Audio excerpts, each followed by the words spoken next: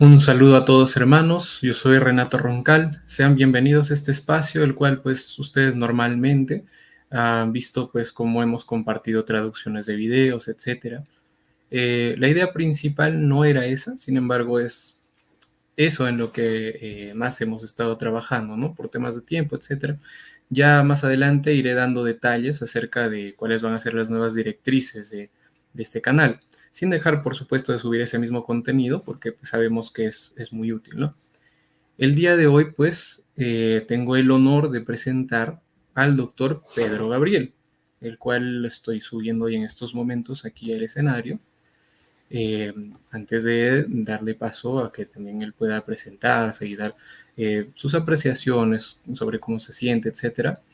Él es pues el cofundador del sitio web internacional de apologética Where Peter Is, que quiere decir dónde está Pedro en español, ¿no? Él está diplomado con honores en la London School of Journalism. Y también pues él a lo que se dedica, creo principalmente, él está graduado como médico oncólogo, ¿sí? Bueno, siguiendo con la línea, pues la idea principal de este encuentro era traducirlo con el servicio de inteligencia artificial que ya hemos estado usando con la mayoría del material de aquí. Sin embargo, ya hablando con el doctor me topé con la grata sorpresa de que él maneja el español, entiende el español, habla el español y pues gracias a Dios eso nos permite hacer este encuentro en directo, ¿no? Doctor Pedro Gabriel, bienvenido.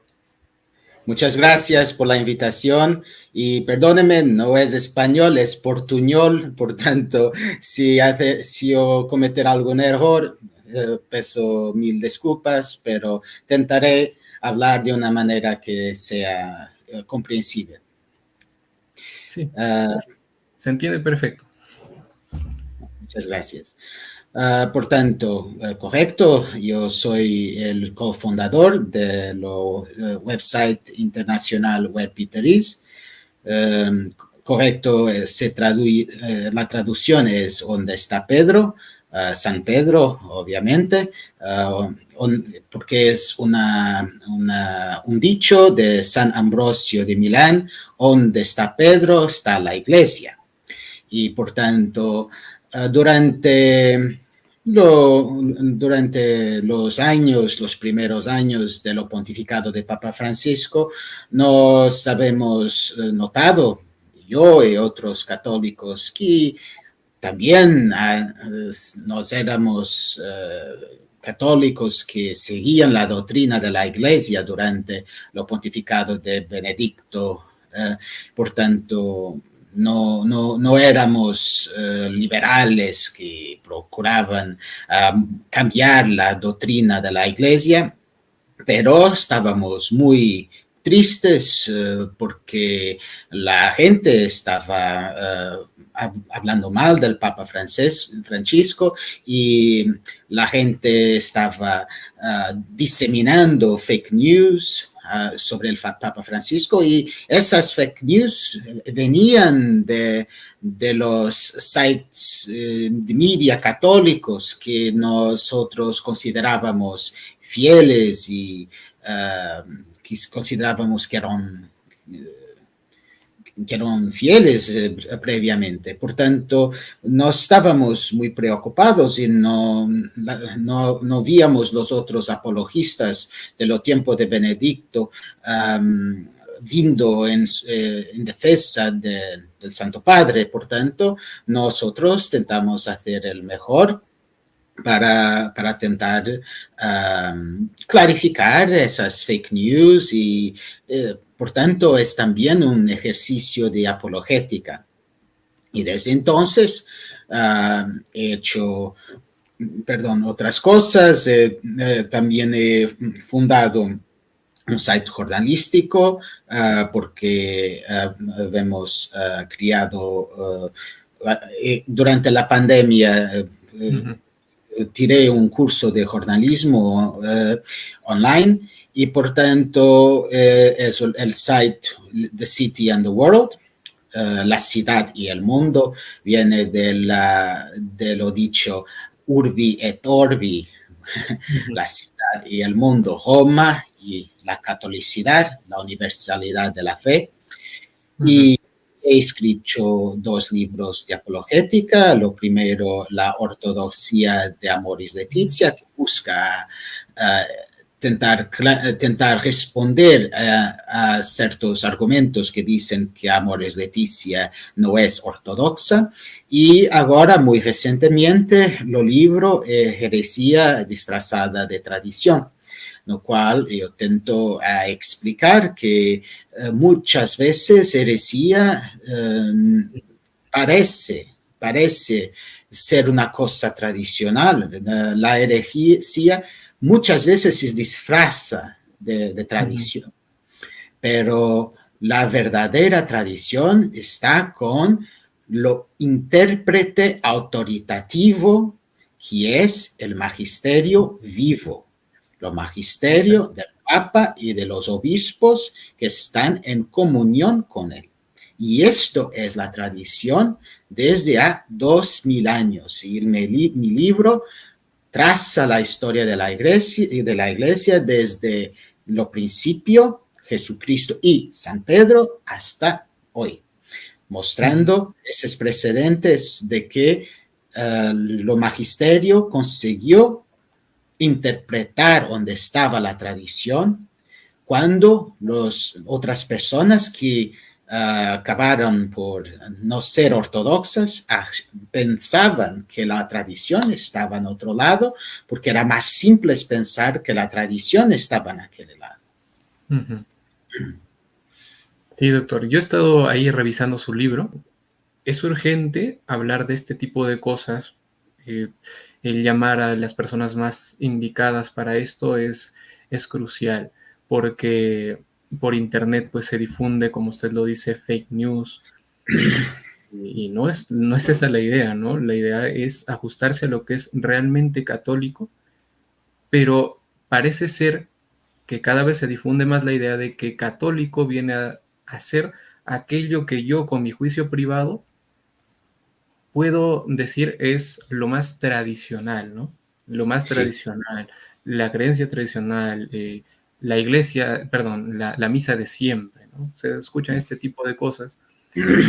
Personas que hemos sido tradicionalistas también en el pasado, entendemos a profundidad este problema. Pero bueno, Sí. aprovechando la presencia de usted aquí, quisiera comenzar con esos temas, ¿no? Pero creo que quiere puntualizar algo sobre este tema, doctor. Por tanto, ha traído hasta la luz lo concepto de juicio privado, es muy bien, porque es muy extraño que los católicos cuando están argumentando con protestantes, ellos siempre y bien van a decir, oh, no puede hacer un juicio privado de la escritura, no puede hacer porque la escritura no puede ser divorciada de su contexto, que es la iglesia. Por tanto, y después aquel argumento que la Biblia es un libro que no contiene errores, pero no se interpreta a sí propio. No, ningún libro se interpreta a sí propio. Por tanto, hay necesidad de un intérprete vivo. Es el magisterio vivo. Y por tanto, los católicos son capaces de decir esto a un protestante y después van a el día siguiente o el debate siguiente están criticando el magisterio vivo con base en sus juicios privados de la tradición. Pero escritura y tradición son 2 modos de transmisión de la revelación divina. La única diferencia es que la escritura es por escrito y la tradición es por vía oral. Pero lo que se aplica a la escritura se aplica a la tradición. Por tanto, juicio privado no está bien, no es la manera católica. Y por tanto, yo gustaría de hacer una experiencia si las personas que están viendo si pudieran pensar en esto, porque la escritura fue escrita en los primeros séculos después de Jesucristo. Quiero decir, el Nuevo Testamento. Lo Viejo Testamento iba antes de eso, pero el Nuevo Testamento, los Evangelios y las cartas de los apóstolos han sido escritas en lo primero siglo de la Iglesia. Y por tanto, y el Viejo Testamento es aún más antiguo. Vamos a ver, por ejemplo, que la Biblia, esa Biblia que es uno de los fundamentos de la revelación divina, le dice, no puede hacer imágenes para usted, no puede hacer esculturas, ídolos, ¿ok? Porque esculturas serían ídolos. Y después, la tradición de la Iglesia ha dicho que no hay problema si hacemos las imágenes para venerar, no para adorar. Y por tanto, vamos a pensar que se callar el protestante está pensando, no, yo es que estoy defendiendo la verdadera tradición, porque estoy defendiendo la práctica que es más antigua. Por tanto, la práctica, solamente porque estamos pensando en la práctica más antigua, no quiere decir que estamos pensando en la tradición, porque después el magisterio, en lo primero milenio, ha interpretado que no es solamente leer la escritura y la escritura dice, no a las imágenes, no a las esculturas. No se puede leer literalmente como eso, porque quien escribió eso tenía una intención, y la intención era contra la idolatría. Y por tanto, si una estatua, si una imagen no contiene idolatría, por tanto, o que lo escritor de aquella pasaje de la Biblia ha intentado transmitir, no se aplica.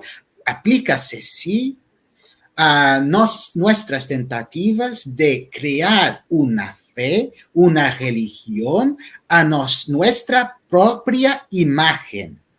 Y eso es lo que el juicio privado es. Por tanto, estamos aquí a intentar descubrir que la verdadera tradición no es necesariamente lo que una persona que no es acompañada por la iglesia va a leer y va a pensar esto, yo tengo que pensar esto.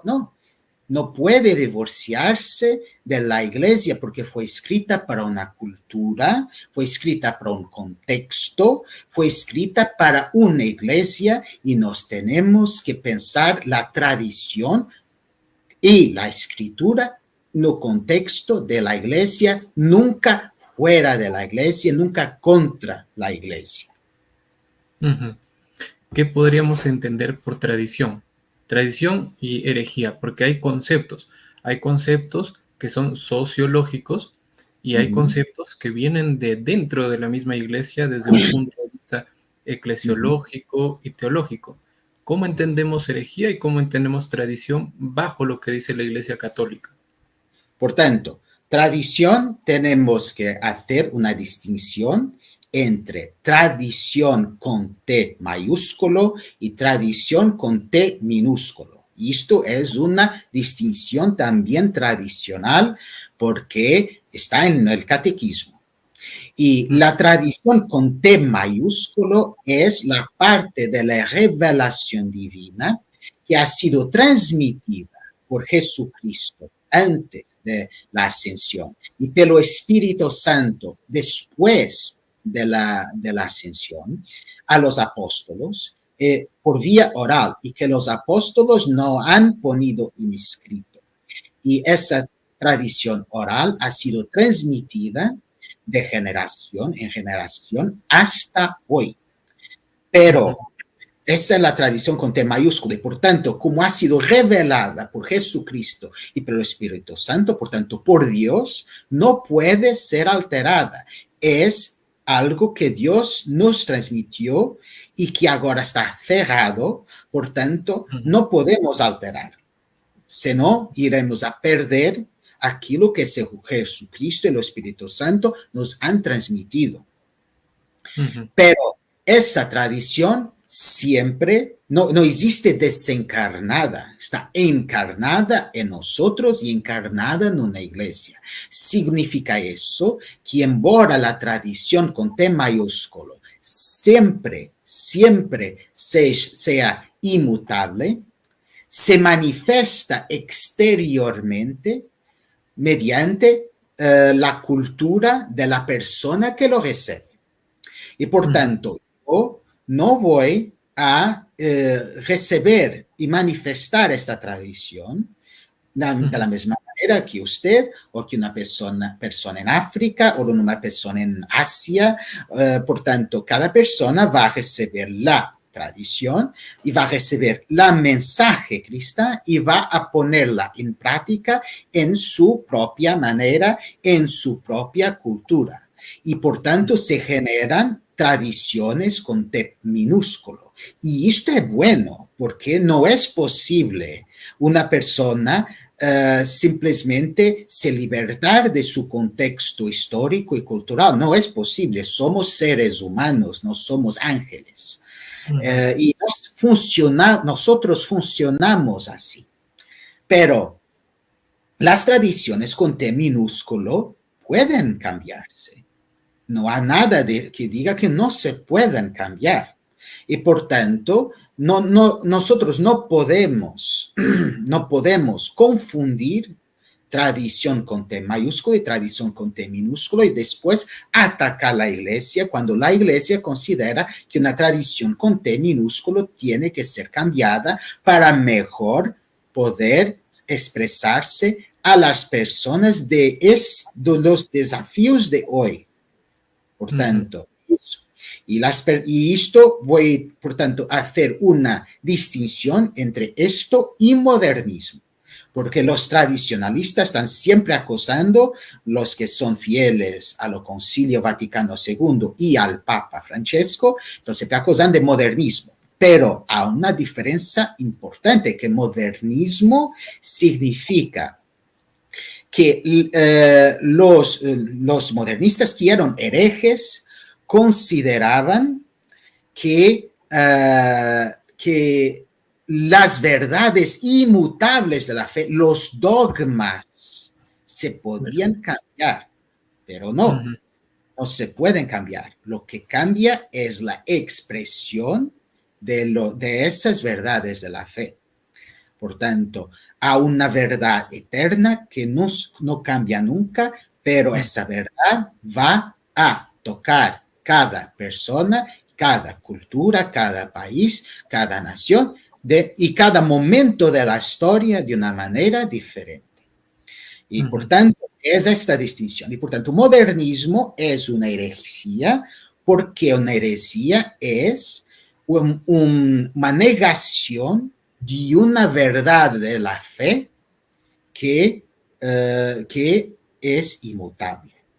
En fact, modernismo es la síntesis de todas las heresías porque dice que todos los dogmas se pueden cambiar. No es solamente un hereje que critica un solo dogma, no, ellos critican los dogmas en cuanto concepto, todos los dogmas. Por tanto, esto es herejía.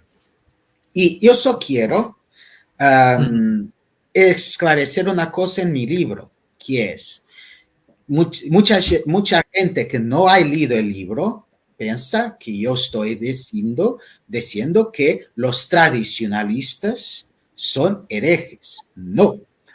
Lo que yo estoy haciendo es demostrando que los herejes del pasado pensaban que estaban defendiendo la tradición o una especie de tradición contra lo magisterio de la altura. Por tanto, Los tradicionalistas dicen, oh, si el magisterio en sí enseña cosas que van contra mi juicio privado de tradición, yo puedo ignorar o criticar. Pero no, si los herejes de lo pasado no estaban protegidos de caer en herejía, pensando así, los tradicionalistas de hoy, que no son necesariamente herejes, no están protegidos solamente porque piensan de la misma forma. Y es por eso que es herejía disfrazada de tradición. La herejía se disfraza de tradición. Tenemos que tener cuidado. Nos vemos en la Biblia que San Pablo nos dice, Satana se disfraza del ángel de luz. No, pero nos tenemos que estar atentos. Nos tenemos que estar atentos y no confiar demasiado en las nuestras capacidades mortales, porque somos limitados por muy inteligentes que seamos. No somos limitados. Es muy fácil para nosotros sermos engañados. Por tanto, precisamos siempre de la ayuda de algo que es guiado del Espíritu Santo. Y eso es la roca firme, la piedra firme de la iglesia que visiblemente está en Pedro. Así es. Antes de continuar, por ahí he visto unos comentarios de algunos hermanos que piensan que estamos comentando el último documento que ha sacado el Papa Francisco. Y con certeza. Sí, pero después. Primero, vamos a hablar del libro en sí, ¿no? Le estaba leyendo y la comparación que se hace con una historia de dos mujeres, una llamada tradición y otra llamada herejía, me pareció muy, muy buena, la verdad. Y yo me quedé como, wow, sí, esta la puedo aplicar incluso para la historia del cristianismo en general. Y está todo excelente, ¿no? Ya que mencionó los grupos de tradicionalismo, hay que decirlo, ¿no? Nosotros condenamos el progresismo, condenamos el liberalismo, condenamos el modernismo, como usted acaba de decir. Pero lo que nos trae aquí es lo del libro, ¿no? Principalmente, ¿qué es el tradicionalismo? Es como he dicho en la introducción del libro, hay muchos tipos de tradicionalismo. En verdad, existe un tradicionalismo que es legítimo, que son las personas que tienen una atracción por la liturgia pre-Vaticano II y quieren celebrar la liturgia pre-Vaticano II, pero respetan el concilio y respetan el Papa. Y respeto no es solamente de la boca para afuera, no, es respeto verdadero. Y yo acredito que el concilio y el Papa enseñan la verdad, pero solamente gosto más de la liturgia pre-Vaticano II, me siento espiritualmente más nutrido por la liturgia pre-Vaticano II, por tanto, celebro la misa con esa liturgia si la iglesia me lo permite. Y después a los tradicionalistas dichos radicales, que son aquellos que critican concilio y papa. Y por tanto, en el libro, para no estar siempre repitiendo tradicionistas radicales, no, he ponido solamente tradicionalismo y he explicado por qué en la introducción. Por tanto, no tengo nada contra los tradicionalismos legítimos. Cuanto a los tradicionalistas radicales, hay muchos tipos. Y por tanto, aquellos que son sedevacantistas, que acreditan que el concilio o ciertos papas postconciliares han enseñado herejía. Y por tanto, han perdido su oficio. Porque a partir del momento que enseñan herejía, automáticamente le pierden el oficio. Y por tanto acreditan que la sede está vacante, sede vacante. Y después a los de lo tipo recognize and resist, que es un término inglés que significa reconocer y resistir. Yo reconozco el Papa, pero resisto aquello que no concordo. Y por tanto son estas las dos grandes vertientes de tradicionalismo y todas ellas se basan en lo presupuesto que yo conozco la tradición mejor do que lo intérprete autoritativo de la tradición que fue criado para ese efecto por Jesucristo él mismo. Y por tanto, esas son las varias estirpes de tradicionalismo y por tanto, más no es tan importante catalogarlas en mi libro porque mi libro está más enfocado en responder a dos cuestiones. Primero, los tradicionistas dicen que si yo considero que el magisterio está enseñando contra la tradición, yo puedo y debo resistirlo. Yo muestro que no. Todos los herejes de la historia de la Iglesia han pensado eso y han acabado mal. Segunda cuestión. Por tanto, si yo no puedo simplemente ir fuera de la Iglesia, sin ser guiado por la Iglesia, y acceder a la tradición, leyendo documentos papales de siglos pasados, ¿por qué que la tradición, a veces, la verdadera tradición, por qué las veces ella se parece tanto no se parece nada, aliás, no se parece nada con la tradición do que lo veo antes?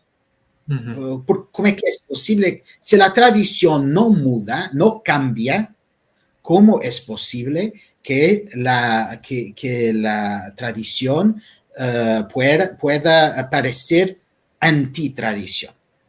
Y por tanto, yo explico ciertos mecanismos que crean esa ilusión, no es real. Parece real, mas no es real, pero parece real. ¿Por qué? ¿Por qué esa apariencia de contradicción? Y yo explico. Y por tanto, cuando nos hablamos más tarde de fiducia supplicans, yo podré aplicar estos conceptos. Explico el concepto de ayornamiento, que significa que yo no estoy cambiando la tradición con T mayúsculo, estoy cambiando la tradición con T minúsculo, y por tanto, si estoy cambiando la tradición con T minúsculo, aquellos que confunden los dos tipos de tradición piensan que estoy cambiando la tradición. Primero. El segundo, desarrollo doctrinal. Desarrollo doctrinal, porque la doctrina, por lo menos la doctrina que no está infaliblemente definida, se desarrolla durante el tiempo. Por tanto, la comprensión que nos tenemos de la fe es más desarrollada hoy de lo que era antes. Es normal, nos vamos aprendiendo cosas nuevas. Y la Biblia dice que Jesucristo dice que que estaremos siempre retirando tesoros viejos y nuevos. Siempre. Por tanto, desarrollo doctrinario. Después, ressourcement, que es intentando buscar a las fuentes. Ressourcement significa indo a las fuentes. Por tanto, durante la historia de la Iglesia, ciertas cosas se quedan esquecidas, olvidadas. Y por tanto, a veces cuando vamos a las fuentes y buscamos una tradición esquecida, a veces parece que estamos introduciendo algo nuevo, pero no, es tradicional, es algo antiguo, pero como es algo que no conocemos, parece nuevo. Y finalmente, yo también he explorado el concepto de oposición polar, que significa que muchas veces estamos aquí entre dos polos, dos extremos, pero esos dos extremos no se contradicen. pero forman un continuum, ¿ok? Y por tanto, a veces la iglesia va a enfatizar uno extremo y después enfatiza otro extremo. Y las personas que piensan que esos dos extremos se contradicen pueden considerar que existe una contradicción, pero no. Si hay un continuo, significa que no hay una contradicción, hay una tensión. Y muchas veces la herejía es precisamente intentar cortar la tensión. Es más simple simplemente cortar la tensión, de aceptar solamente un extremo y rechazar lo otro. Es por tanto lo que yo doy el ejemplo de los debates cristológicos de lo pasado, en que Jesús Cristo es totalmente hombre y totalmente Dios. Hoy eso no es controvertido, pero en lo pasado siquiera, porque si vamos a pensar en lo pasado, ese concepto no existía. Existían los dioses y los hombres, y si un dios y un mortal se cruzaran, no era lo hijo de la unión, era un semidios, mitad de Dios, mitad de hombre, pero no, esto fue revolucionario. Hay un hombre que es completamente hombre y completamente Dios. Por tanto, no hay una contradicción entre lo concepto hombre y lo concepto Dios. Se pueden estar juntos. Pero muchas personas no comprendían cómo esto era posible. Y ainda hoy es mucho difícil comprender qué es la Santísima Trinidad. Es un misterio. Por tanto, a la manera de intentar resolver la tensión es voy a cortar un dos extremos. Jesucristo es solamente un hombre, no Dios, es arianismo. O Jesucristo es solamente Dios, no es hombre. Y por tanto, tenemos ahí otra herejía, el monofisitismo. Por tanto, herejía muchas veces es tentar una explicación más simple para intentar resolver una tensión, pero la iglesia se vive siempre en la tensión, siempre en la tensión. Y por tanto, la ortodoxia es siempre, existe un equilibrio entre extremos. La iglesia siempre ha resolvido muchas veces las heresías, resolviendo, tentando encontrar una síntesis entre esos dos extremos. Y es por eso que muchas veces en la historia de la iglesia nos tenemos una herejía y después tenemos una herejía en el sentido completamente contrario, porque las personas van a supercorregir los errores que han descubierto. Es un error. Voy ahora a intentar corregir completamente en la otra dirección. Eso es errado. Nos tenemos que encontrar el equilibrio. Tanto la humanidad de Cristo como la divinidad de Cristo, ambas son importantes porque la salvación no acontece si una de las dos está faltando. Excelente, excelente. Justo le quería hacer un par de preguntas acerca de paralelos entre el tradicionalismo radical que se ve ahora con el cristianismo primitivo, ¿no? Pero ya se me adelantó. Entonces, ya habló un poco acerca de lo que viene a ser el arrianismo, como es que ellos también decían, no, lo más tradicional no es enfatizar como la iglesia está enseñando. O los monofisistas también, bueno, ya lo acabo de mencionar. Entonces quiero aprovechar, mire, yo estoy llevando una investigación que ya la tengo medianamente terminada, solo que todavía no la saco porque considero que hay algunas cosas que podría ajustar ahí. Sola Escritura. La sola Escritura, a partir de la Reforma Protestante, nace como una forma de tradicionalismo también. ¿Por qué?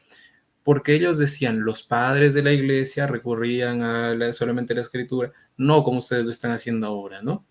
Pero también se ven ciertos casos de sola Escritura, por así decirlo, en el mismo arrianismo, ¿no?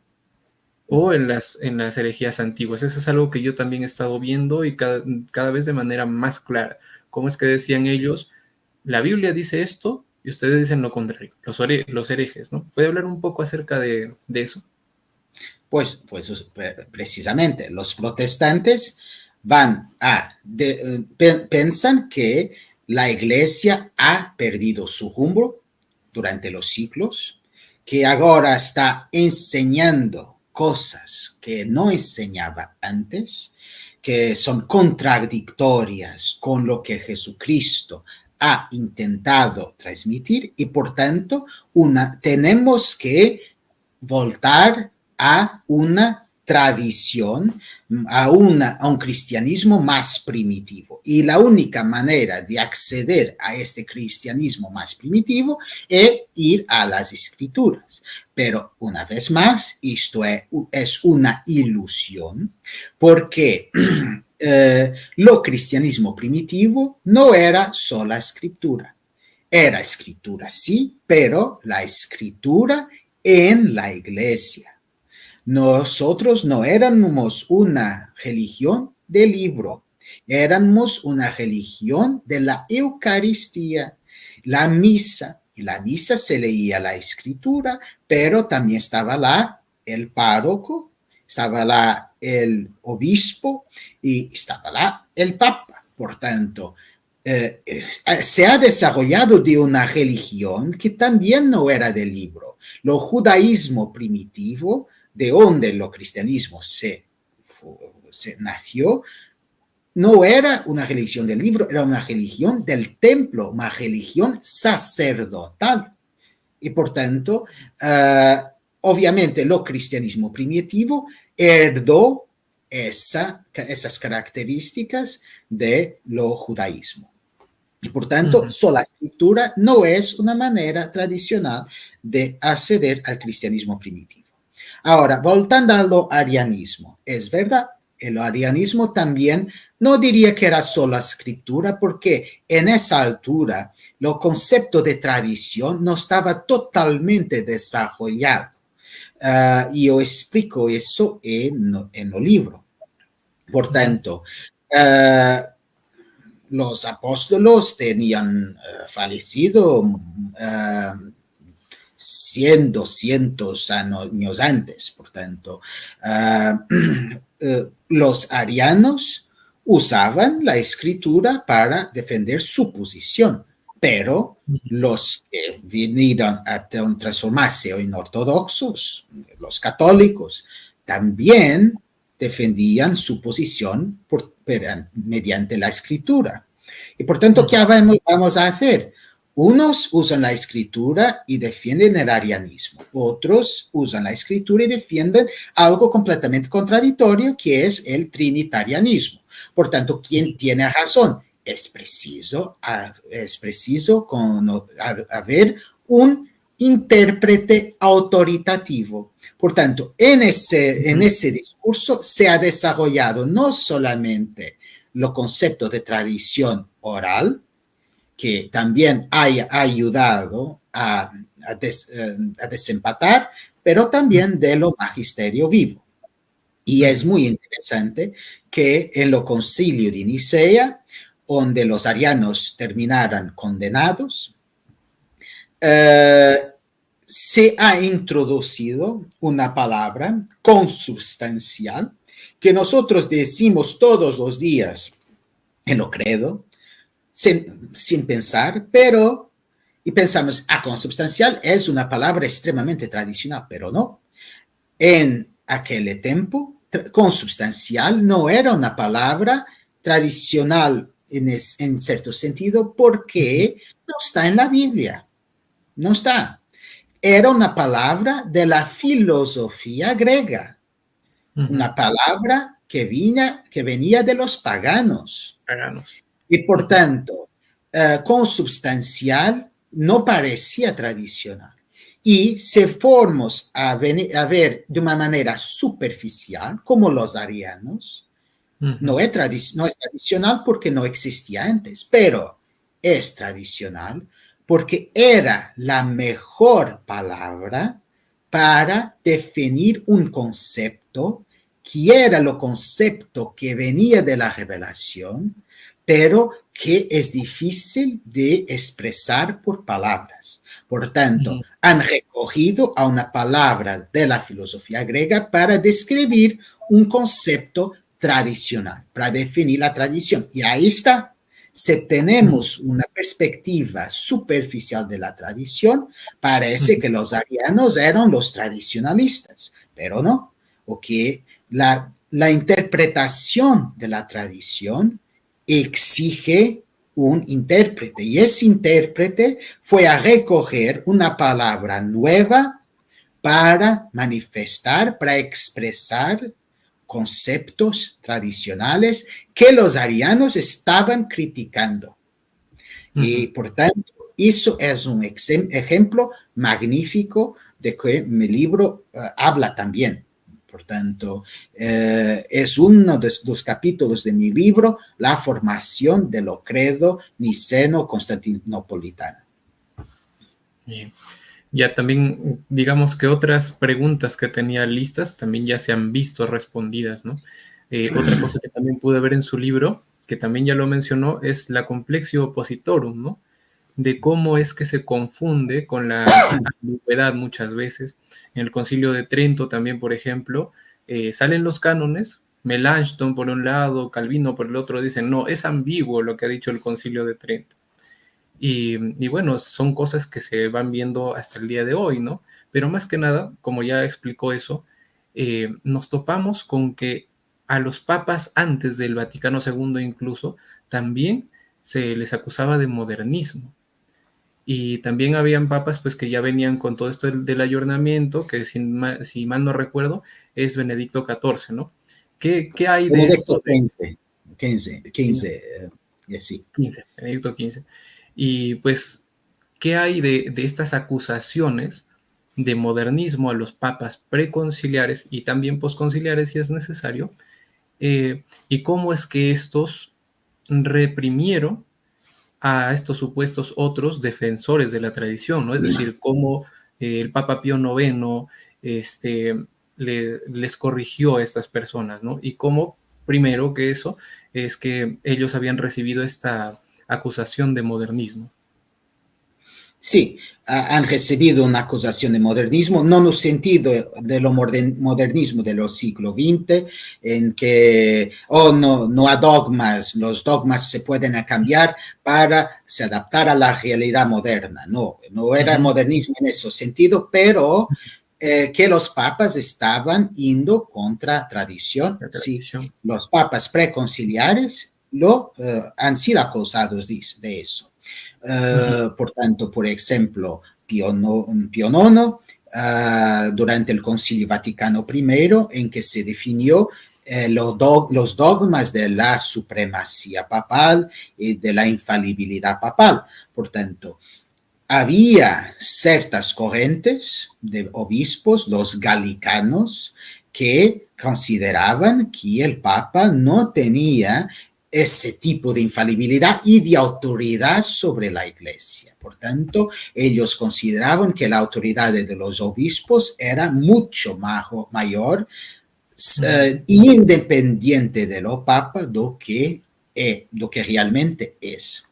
Y por tanto, ellos se basaban en una tradición, galicano ven de Galia, ven de Francia, y por tanto tenía habido durante la Edad Media algunas concesiones de lo papado a los reyes franceses que concedía alguna independencia a los obispos franceses. Y desde entonces, esos obispos franceses han adoptado esas concesiones y han pensado, no, esto es la tradición. Y el Papa Pío IX ha corregido esta falsa tradición de la parte de los galicanos. Y es interesante que una de las personas que fue más contra el Concilio Vaticano I ha sido el profesor Ignaz von Döllinger, que era un genio, era un gran historiador. Y él no era capaz de ver la tradición de la infalibilidad papal, de la supremacía papal en en sus estudios y Ujú. por tanto ha criticado y resistido el Concilio Vaticano I hasta el día de su muerte. Por tanto, no es que las personas no sean inteligentes o suficiente para percibir, no. Como Jesucristo dice, gracias a ti, Dios, que has escondido estas verdades de los sabios y las has mostrado a los simples. Los simples no precisan de esto. Ellos simplemente van al Papa porque saben que el Papa fue escogido por Cristo, porque es el sucesor de Pedro, que ha Ujú. sido escogido por Cristo. No es preciso más nada, pero lo historiador, lo gran genio Ignaz von Dollinger no era capaz de percibir algo tan simple, porque él pensaba demasiado, porque, por tanto, para él la historia de la iglesia no sustentaba lo dogma y, por tanto, lo dogma iba contra la tradición de la iglesia y, por tanto, ello podría resistirlo. Y muchas personas influidas por Dollinger han fundado una iglesia que es la Iglesia Católica Vieja, porque era más tradicional. Pero Ujú. como Papa Francesco dice en una entrevista en un avión, en esa entrevista ha dicho, la Iglesia Católica Vieja era tan tradicional, pero ahora ellos ordenan mujeres. Tienen mujeres padres, ¿ok? Por tanto, si estamos desligados de lo magisterio, eventualmente todas las tradiciones caen. Ujú.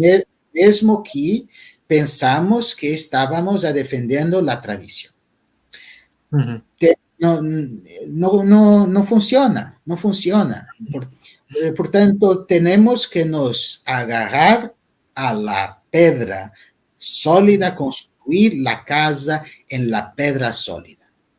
Ujú. Porque somos muy, muy buenos arquitectos que crían casas muy magníficas, pero es en la arena, vaya a fundar. Una pequeña síntesis, para no quitarle mucho de su tiempo, acerca de los supuestos papas herejes que han habido, pequeña síntesis nada más, y también por otro lado los malos papas, ¿no? Pues es un de los capítulos de mi libro es sobre los supuestos papas herejes. Una síntesis no es posible porque estos casos son casos muy complejos. Complejo. Más una vez, que es simplemente a leer y en una visión simplista que está desconectada de Ujú. la realidad histórica porque somos hombres modernos. No Exacto. estamos en aquel contexto, pero Ujú. pensamos que simplemente leyendo, es hereje, está aprobado. No. Fueran situaciones muy complejas porque Ujú. generalmente los concilios no es simplemente una multitud de obispos rezando y después el Espíritu Santo viene y dice qué pasa. No, es a través de conflicto, a través de discusión y muchas veces podemos nos escandalizar con la imperfección de la Ujú. manera como las cosas funcionan, pero en lo final, lo Espíritu Santo age en nuestra imperfección. Y esos papas supuestamente herejes, todos, ninguno ha enseñado herejía en un documento magisterial debidamente interpretado de acuerdo con su manifiesta voluntad y razón. Por ejemplo, Papa Honorio. Papa Honorio ha escrito una carta que ha sido interpretada como siendo monotelitista, que es una Ujú. herejía. Pero Sí. lo Papa, cuando ha escrito esa carta, no Ujú. estaba defendiendo el monotelitismo. Fue mal interpretado. Y esto no es una justificación que existe ahora en la modernidad para intentar resolver un embarazo de los Papa Honorio. No, los papas após Papa Honorio en lo mismo ciclo San Máximo Confesor, han escrito y han recogido y han explicado la verdadera mente y la verdadera voluntad del Papa cuando ha escrito esa carta. Ellos fueron a entrevistar el secretario del Papa que ha escrito esa carta. Por tanto, el Papa nunca ha tenido la voluntad de enseñar monotelitismo, pero algunos han pegado en esa carta y ha defendido el monotelitismo como sido la doctrina de la Iglesia. Y por tanto, los obispos en el concilio de Constantinopla tuvieron que condenar a eso y condenaron a Honorius como hereje, pero los papas de la altura han decidido, no, Honorio no ha sido hereje, él ha sido negligente en la diseminación de la heresía. Por tanto, Honorio, que es el caso más flagrante, no es un herético. Ha sido un papa que ha escrito un documento que es ortodoxo y después ese documento fue mal interpretado y después se condenó como negligencia en la herejía juntamente con los verdaderos herejes. Por tanto, estaba condenado juntamente con los verdaderos herejes y por tanto personas han pensado que él ha sido condenado como hereje, punto.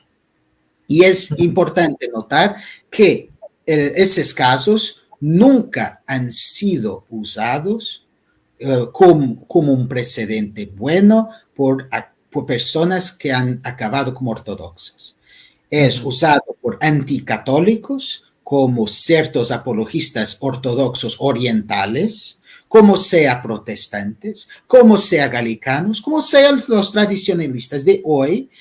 Nunca son personas que están en comunión con la Iglesia, nunca son esas personas que van a pegar en esos casos de los papas herejes. Son siempre personas que acaban siendo herejes en las propias. Por tanto, o cismáticas, no necesariamente herejes, pero cismáticas también. O cismáticas. Por tanto, es eso. Pero una última distinción es esta.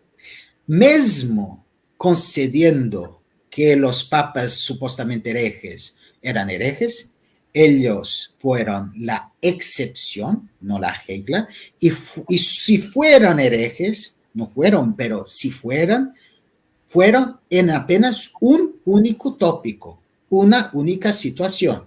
No hay registro en la historia de la Iglesia de un papa que pronuncie heresía após heresía todos los días o todos los años. No hay. Eso sería contradictorio con la promesa de Cristo de que guía la Iglesia. Por tanto, no es posible acreditar que hay un papa, que hay un concilio ecuménico que desde años está enseñando heresía en tantas frentes, en tantos tópicos, en tantas situaciones. No es racional pensar que esta es la misma Iglesia que ha guiado lo pueblo de Dios de una manera tan confiable durante 2000 años. Sí. Justo tocando el tema del Papa Honorio, con una amiga Cruz que lamentablemente no se ha podido sumar hoy, hablamos de ese tema, ¿no? Y justo hay muchos que tratan de contraponerlo con el Vaticano I, la infalibilidad papal, y lo que muchas veces no se toca es que en el mismo concilio se debatió con el caso del Papa Honorio. Y justamente ahí, o sea, no hay contradicción porque es algo como, tengo acá el caso del Papa Honorio, pero el dogma va por otro lado, no es tocado por esto otro, ¿no? Entonces, eso está perfecto. Más que nada, la síntesis que yo le pedía era como una mención, ¿no? No un examen de cada uno de los casos, porque eso es, como usted lo dice, imposible, ¿no? En tan poco tiempo. Y también, pues, nos tomaría un día entero. Sola traditio, un término que yo he visto en escritos del Papa Benedicto XVI, incluso desde que era Joseph Ratzinger. Yo soy un gran admirador de él. Dios lo tenga en su gloria. Sí, mí también. Él, sí, lo he visto. Entonces, ¿por qué usted cree que el Papa Benedicto afirmaba la necesidad de oponerse al integrismo, que se le llamaba en su tiempo? Y también un poco, ¿qué piensa usted de aplicar el término sola traditio para esta aparente nueva mutación de sola escritura dentro de la Iglesia Católica? Bueno, comenzando con la última parte, pensó muy bien. Sola Traditio ha sido el título de uno de los primeros artículos que he escrito para Webpiteris. Por tanto, está el artículo, por tanto, estoy perfectamente de acuerdo en usar el Sola Traditio. Es el mismo error que sola escritura, pero aplicado a la tradición, no a la escritura.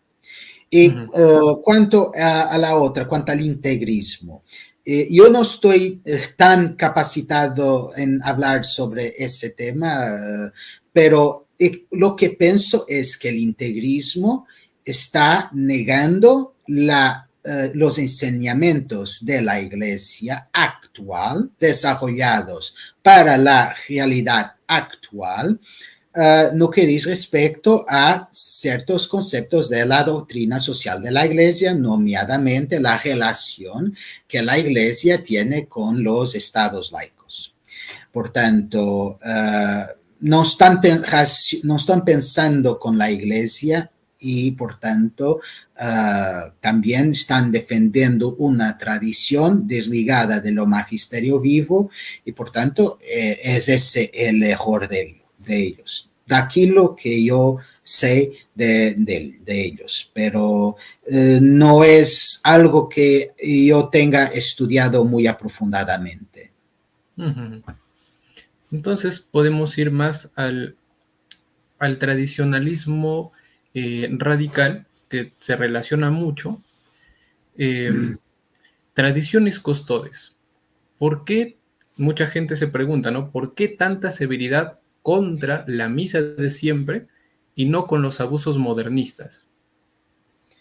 Bueno, eso es una objeción que yo comprendo poco porque que yo he criado, porque que yo he fundado con otros católicos un website como Erpiteris, años antes de Tradiciones Custodes. Es porque este tradicionalismo radical se estaba creando una resistencia contra el papado, creando un catolicismo paralelo. Por tanto, y después las personas vienen y nos dicen, oh, ¿por qué tanta severidad? ¿Dónde han estado? Este tradicionalismo radical tomó los medios medios de comunicación social católicos en la internet están formatando las próximas generaciones de católicos, de padres, y están formatándonos con este error de que una persona puede simplemente rechazar el magisterio si piensan que el magisterio ha enseñado algo que no es tradicional. Este es el catolicismo de mañana. No puede ser. Esto no tiene que se controlar. El Papa Francisco no ha acabado con la misa preconciliar. Él ha regulado, porque es preciso regular, no se puede ellos no pueden continuar a hablar y a resistir y a hacer lo que quieran de esta manera. Si quieren su liturgia, tienen que se someter al Papa. Y más una vez, yo estoy solidario con los tradicionalistas verdaderos y legítimos que nunca se han rebelado contra Concilio y Papa, pero en la misa preconciliar se ha establecido como un centro de resistencia contra lo magisterio vivo y por tanto contra lo catolicismo, punto. Por tanto, tiene que ser regulada. Es por eso. Los abusos litúrgicos, yo veo muchas personas hablando de ellos, yo nunca los he visto. Y acredito que existan muchos, pero las personas que cometen esos errores no están criando ese catolicismo paralelo. No están. Por tanto, era preciso hacer algo. Desde 2013, que hay un website tradicionalista que ha escrito un artículo llamado El horror, 30 minutos después del Papa Francisco ser electo. El Papa Francisco ha esperado años tolerando constantes ataques de los media católicos tradicionales hasta publicar Tradiciones Custodes. Ello ha sustentado la rebelión contra Amoris Laetitia. Él ha sustentado las fake news de que él era un idólatra, de que ha defendido la Pachamama. Él ha sustentado la resistencia a sus enseñamientos sobre pena de muerte. Constantemente, durante años, constantes torrentes de fake news y de ataques contra el Papa, siempre rebelando, siempre atacando, siempre insultando, diciendo que era el anticristo, que era un hereje, y después cae a Tradiciones Custodes diciendo, ¿por qué? ¿Qué ha sucedido? Ninguém ha dicho nada, pero vamos a ser serios, vamos a ser honestos, era un problema. Yo prefería que no se hubiera resolvido de esa manera y pienso que si el movimiento tradicionalista se comienza a disociar de esos elementos radicales, se puede ainda salvar la misa pretridentina, no para retornar a los tiempos previos al concilio, pero para salvaguardar una parte de nuestra cultura y de nuestra historia. Pero a cosas más importantes, que es más importante estar unido al Papa. Y por tanto, si esa misa tiene que ser regulada para intentar cortar la diseminación de estas ideas dañinas, es que tiene que ser. Para ya ir terminando, doctor, porque pues sabemos que no hay siempre mucho tiempo, ¿no? ¿Es fiducia supplicans un nuevo en el que se ve este tipo de cosas, este tipo de acusaciones, etcétera? Sí, Fiducia Supplicans es un ejemplo perfecto de lo que yo explico en mi libro. Yo he publicado un artículo en la The City and the World and Where Peter Is sobre Fiducia Supplicans, mi interpretación, que hoy ha habido una entrevista de Cardenal Fernández que ha confirmado mi interpretación. Y lo que se pasa es esto, por tanto, imagínese que en 2001 ha habido un otro documento de la Dicasterio de la Doctrina de la Fe, en ese templo lo prefecto era Cardenal Adaria, y que decía que no se puede abençoar es la palabra, correcto, abençoar, bendecir los casales de lo mismo sexo. Y ahora Fiducia Supplicans dice que se puede, pero si vamos a leer los documentos, vemos que Cardenal Fernández ha sido muy cauteloso para no contradecir los documentos de 2001. Entonces, ¿cómo es que eso es posible? Es posible porque Cardenal Fernández ha hecho una distinción entre benedicciones litúrgicas y benedicciones no litúrgicas espontáneas, que la persona va al padre, va al cura y va a decir, Padre mío, bien soy. Por tanto, no es algo en la liturgia, no es algo que pueda ser confundido con un sacramento y que possa causar escándalo con base en eso. Por tanto, y después, Caridad Fernández dice, en las benedicciones litúrgicas no puede ser, pero eso ha sido el sentido de los documentos de 2001, y si fuéramos a leerlo, es verdad. ¿Por qué? Porque estaban respondiendo a los caminos sinodal alemán, germánico, que intentaban establecer un libro litúrgico o un manual litúrgico para esas bendiciones. Y por tanto, el Dicasterio de la Doctrina de la Fe ha sido contra en 2021 y 2023. Punto. Pero las bendiciones no litúrgicas, espontáneas, pueden ser, es preciso desarrollar la doctrina de eso.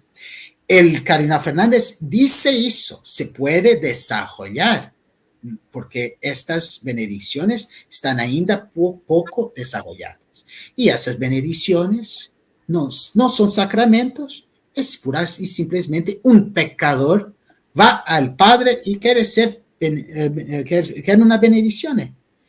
Y vamos a hacer un escándalo, vamos a hacer una tormenta por causa de eso. Mesmo si el pecador continúa pecando, un padre que ve su hijo que está mal, no va a rechazar una bendición solamente porque el hijo está así. No. Pero tal vez, quién sabe, esa bendición pueda hacer con que ese hijo torne a la casa del padre, pero ningún padre va a negar una bendición a su hijo, mismo que el hijo esté en una vida de pecado. Y es eso. Por tanto, ¿qué vamos a hacer? Vamos a continuar a decir a los pecadores, no, vosotros no son bienvenidos, no, vosotros no pueden recibir una simple bendición hasta que esté ya todo perfecto. ¿Quién puede recibir una bendición entonces? Ninguém. Yo no puedo, usted no puede, ninguém que está viendo esto puede. Por tanto, es bueno que Dios nos ama tanto que está dispuesto a bendicionarnos mismo cuando nos rebelamos. Por tanto, es simplemente esto. No hay más confusión. La confusión viene, tal como en Amores Leticia. La confusión viene en pensar que estos dons de Dios, son para recompensar una persona santa, una persona perfecta. No, estos dons existen precisamente para ayudar a los que más están en pecado, los que más están necesitados de sentir el amor y la misericordia de Dios.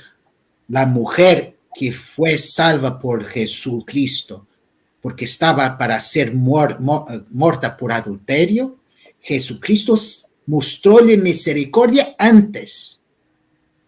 Va y no tornes a pecar, es después. Por tanto, si Jesucristo no muestra misericordia a la mujer antes, en cuanto ella está en su pecado, ella no se convierte, ella es muerta. Por tanto, es simplemente eso. Y como he dicho primero, conflictos existen y son parte de cómo el Espíritu Santo se manifiesta en la iglesia. Por tanto, esperemos serenamente tengamos fe en la iglesia y en magisterio. Solamente eso. Más que eso, claro, tiene toda la razón. Creo que todos los que estamos aquí acudimos a ello, ¿no? Pero a lo que yo me refería es tal vez un nuevo libro de usted. No, pero pueden aguardar otros libros míos que están en la forja. No sé si esta es la palabra, pero están siendo eso. producidos, sí, sí, sí. Justo eso quería Pero mencionar. Antes de por despedir. curiosidad, súplicas es un documento muy corto, un artículo es suficiente. Antes de despedirlo y agradeciéndole por haber compartido este tiempo con nosotros, había unos hermanos que estaban preguntando si sus libros están disponibles en español. Yo tengo entendido que no. Todavía no, pero heresía disfrazada de tradición, estoy haciendo, estamos a pensar en ciertas traducciones, ¿no? Para portugués, soy portugués, y a unos amigos brasileiros que han también pedido. Claro, yo hablo un poco de español, pero no puedo editar un libro en español, por tanto, vamos a ver, pero todavía no, en este momento solamente en inglés, pero veremos lo que el futuro nos traerá. Lo esperamos, lo esperamos. Bueno, feliz Navidad, don Pedro Feliz Gabriel. Navidad a Excelente por todos todo. y que Dios los Excelente. abençoe. Dios los Sí, bendiga. sobre todo a usted, sobre todo. No, Muchas gracias, gracias. gracias, gracias. Feliz Entonces, Navidad, entonces. entonces ya nos vamos despidiendo. Nuevamente reiterar el agradecimiento y pues voy a seguir leyendo su libro y una vez que salga alguna traducción, vamos a ser los primeros en leerlo. Muchas gracias. Muchas Pedro gracias. Gabriel, aquí con nosotros, cofundador de Where Peter Is. Estamos. Bueno, hermanos, este ha sido el doctor Pedro Gabriel, autor sí, cofundador de Where Peter Is. Pues su libro es muy interesante. Por ahí ya dejé el link para que vayan a comprarlo en Amazon. Y pues espero que les haya gustado esto. Compártanlo y ustedes también que tengan una feliz Navidad. No espero tener mucha actividad por estos días. Hasta luego.